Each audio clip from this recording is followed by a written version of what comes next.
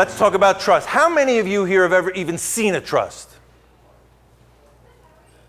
All right, maybe 10, 15% of you. All right. So I'm going to give you the Davidow School of Law Trust 101 class. You ready?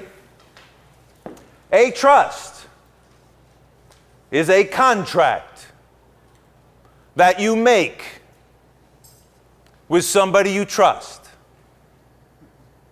That person you trust is called the trustee. An executor is in a will, a trustee is in a trust. It's a contract you make with somebody you trust for that trustee to hold your assets for you, whatever assets you want to give them to hold.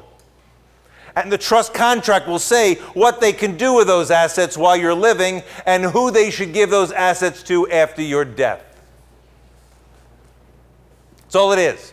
It's a contract for trustees to hold your assets pursuant to the trust contract. Now, there are two types of these trusts. Remember, it's a contract. If you reserve the right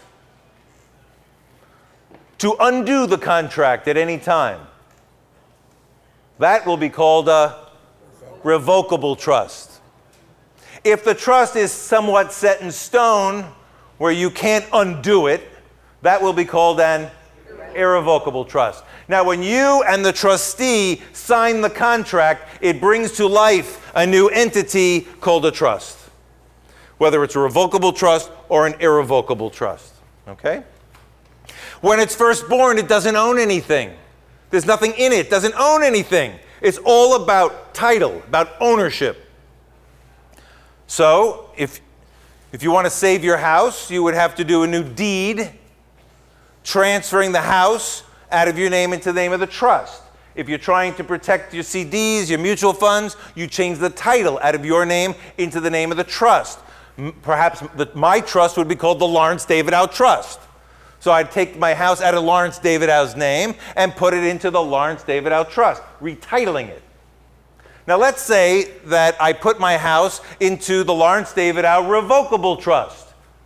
Okay, I put my house into the Revocable Trust. 5 years later, my house is protected from Medicaid, right? 5 years later, my house is protected from Medicaid, right? The answer is no. Revocable trusts do absolutely nothing to protect your assets from Medicaid. Why?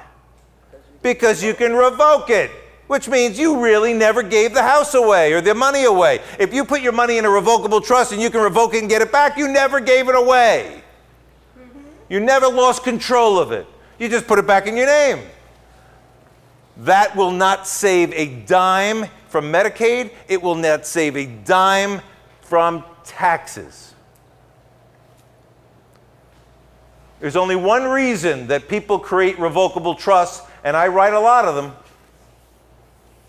What is the one reason that people create revocable trusts? We don't go through probate. We avoid probate.